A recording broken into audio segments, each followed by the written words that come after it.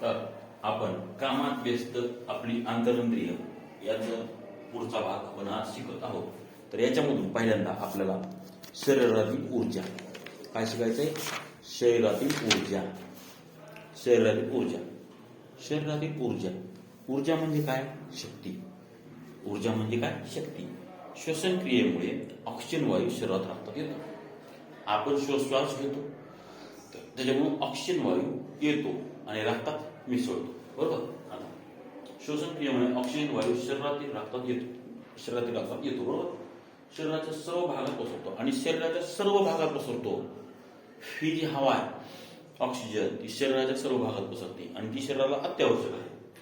पचनातून तयार झालेले पदार्थ हे रक्तात मिसळतात आणि पचनातून तयार झालेले पदार्थ रक्तात मिसळतात.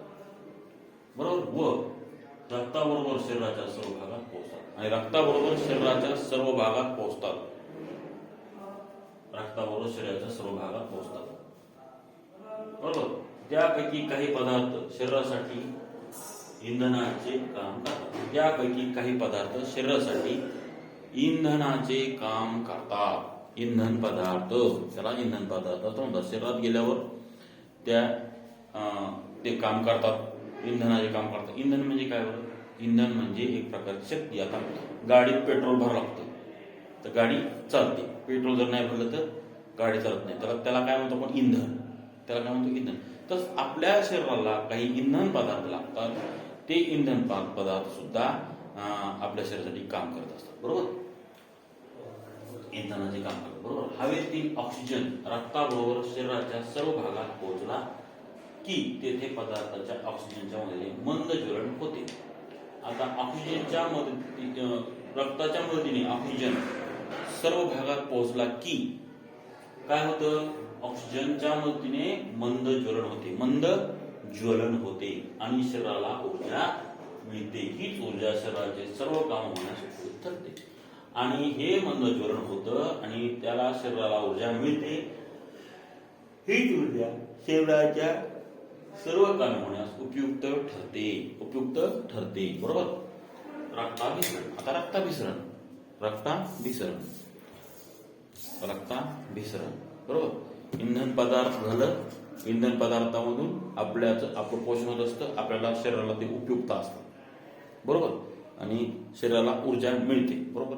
मंद ज्वलन होतं. शरीराला ऊर्जा मिळते. ही ऊर्जा शरीराचे सर्व काम होण्यास उपयुक्त ठरते. आता रक्ताभिसरण. रक्ताभिसरण पहा. रक्ताभिसरण कसं होतं. अन्नातील इंधन पदार्थ व हवेतील ऑक्सिजन.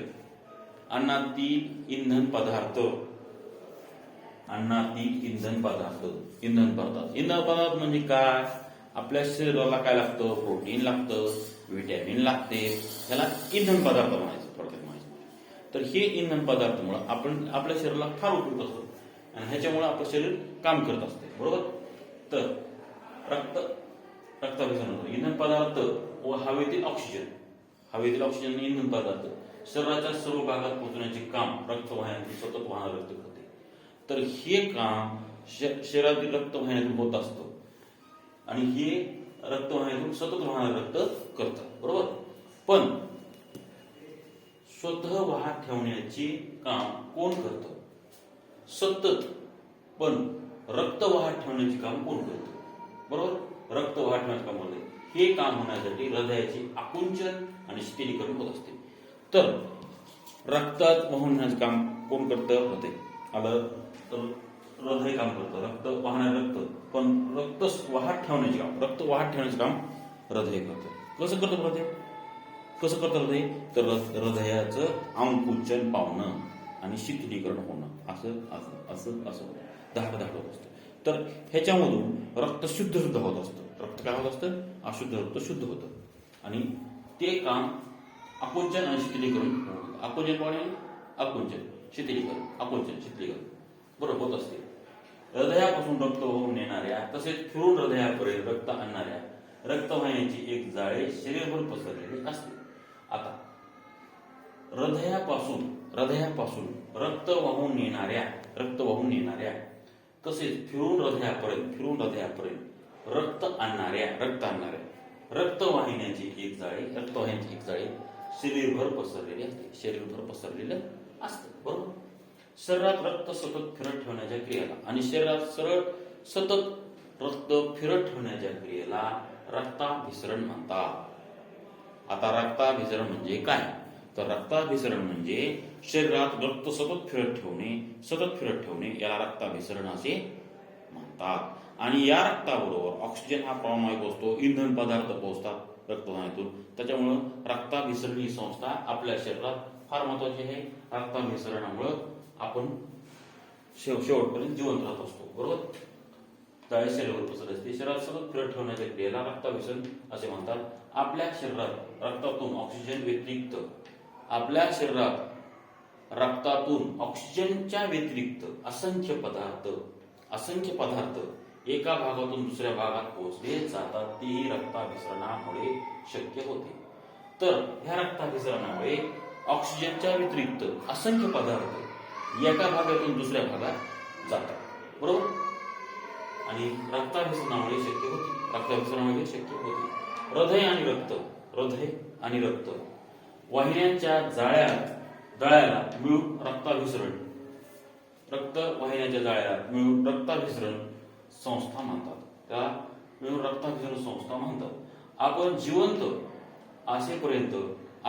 असेपर्यंत रक्ताभिसरणाचे काम रात्रंदिवस सतत चालू राहते. आपण जोपर्यंत जिवंत असतो तोपर्यंत रक्ताभिसरण ही संस्था चालू असते आणि ते काम रात्रंदिवस चालू असतं. आता रात्रंदिवस चालू कोणतं काम असतं बरं? श्वासोच्छ्वास करणे, दुसरं हृदय, तिसरं रक्ताभिसरण, असे विविध काम आपण झोपलो तरी आपल्या शरीरात चालू असतं. तर ह्याला हे रक्ताभिसरण सुद्धा आपण झोपल्यावर चालू असतं. आणि हे काय म्हणते म्हणा, जिवंत असेपर्यंत रक्ताभिसरण चालू असतं. आता इंद्रिय संस्था पहा.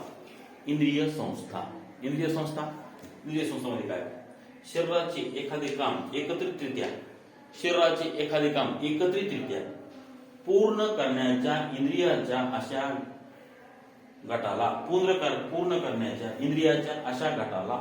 इंद्रिय संस्था म्हणतात. एखादं काम जर सगळे इंद्रियाचं काम सगळं एकत्रितरित्या अशा विविध अशा गटाला इंद्रिय संस्था म्हणतात. म्हणून नाक, श्वास नलिका, फुफ्फुसे आणि श्वासपटल एकत्रितपणे हे श्वसन संस्थामध्ये मोडतं. श्वसन संस्था याला काय म्हणतात? श्वसन संस्था. आता आपण काय शिकलो? पचन संस्था शिकलो, श्वसन संस्था शिकलो. दोन शिकलो त्या संस्था. त्याच्यानंतर वायूची देवाणघेवाण, श्वासपटल व त्याची हालचाल, श्वसन, तसंच अन्ननलिका, पचन, बरोबर, पचनेंद्रिय, शरीरातील ऊर्जा, रक्ताभिसरण हे शिकलो. तसंच आता चेता संस्था सुद्धा आहे आणि शरीरातील इतर संस्था, ह्या दोन गोष्टी ह्याच्यात आहेत. हे वाचून मी तुमच्या लक्षात सगळ्यांना मी पुस्तक दिले आहेत. तरी चेतासंस्था, श्वासपटल, हृदय, पचन संस्था यांची कामे शरीरासाठी इतकी महत्वाची असतात की आपल्याला कळत न कळत ती रात्रंदिवस चालू राहते, बरोबर. असतात काही कामे आपण आपल्या इच्छेप्रमाणे हवी तेव्हा करतो. उदाहरणार्थ बोलणे, धावणे, अभ्यास करणे, खेळणे. या सर्व प्रकारच्या कामावर लक्ष ठेवून ती योग्य त्या वेळी योग्य त्या पद्धतीने होतील ह्याची खात्री करणे, समन्वय साधणे असे म्हणतात. याला तुम्ही शिकला आहात. असा समन्वय साधण्याचे काम मेंदूचे असते, बरोबर. मेंदू आणि शरीराच्या विविध भागामध्ये सतत संपर्क असतो, बरोबर. तर त्यासाठी एकमेकांना संदेशवहन करणाऱ्या अनेक तंतूंनी जोडलेले असतात. त्यांना चेतातंतू म्हणतात. ते चेतातंतू काय करतात? मेंदू आणि चेतातंतूचे जाळे यांना एकत्रितपणे चेतासंस्था म्हणतात. पहा ही आकृती पहा. म्हणतात चेतासंस्था शरीरामध्ये समन्वय राखण्याचे काम करते. चेतासंस्था काय करते? शरीरामध्ये समन्वय साधण्याचे काम करते चेतासंस्था, बरोबर. ही चेतासंस्था मुख्यतः शरीरामध्ये समन्वय साधण्याचे काम करते. ह्याच्यावर कंट्रोल मेंदूचं असतं. ही तंतूंनी जोडलेली आहे. या गोष्टी लक्षात ठेवा, बरोबर. शरीरातील इतर संस्था, श्वसन संस्था, पचन संस्था, रक्ताभिसरण संस्था व सर्वांमध्ये समन्वय ठेवणारी चेतासंस्था या संस्थांविषयी आपण या पाठात माहिती पाहिली, बरोबर. याशिवाय आपल्या शरीरात अनेक संस्था आहेत. उदाहरणार्थ शरीराला आकार देणारी, महत्वाची इंद्रियाचे रक्षण करणारी अस्थि संस्था. तसेच शरीरात तयार होणारे अनेक टाकाऊ पदार्थ शरीराबाहेर टाकणारी उत्सर्जन संस्था. या सर्व संस्थांची कार्य अत्यंत गुंतागुंतीची असतात. याविषयी माहिती असणे आपल्याला महत्वाचे आहे. बरोबर. आता मद्यपान करणे विपरीत परिणाम होतात. मद्यपानाचे चेतासंस्थांवर परिणाम होतात. मेंदू आपला निकामी सुद्धा होऊ शकतो. जास्त आपण मद्यपान करत होतं तर मद्यपान करणं हे टाळावं. म्हणून मद्यपान करून वाहनं तर चालूच नाही. त्यावेळेस आपल्या मेंदूवर कंट्रोल राहत नसतो. दीर्घकाळ मद्यपान केल्याने पचनेंद्रियाच्या आतील स्तरावर व्रण पडतात. दीर्घकाळ जर मद्यपान केलं तर चेतासंस्थी पचनेंद्रियाच्या आतील स्तरावर व्रण पडतात आणि त्याचे यकृताच्या आणि वक्राच्या कार्यावर गंभीर परिणाम होऊ शकतो. अशा प्रकारे हा पाठ संपला. ह्याच्यावर प्रश्न उत्तर तुम्हाला मी लिहून पाठवतो. बरोबर.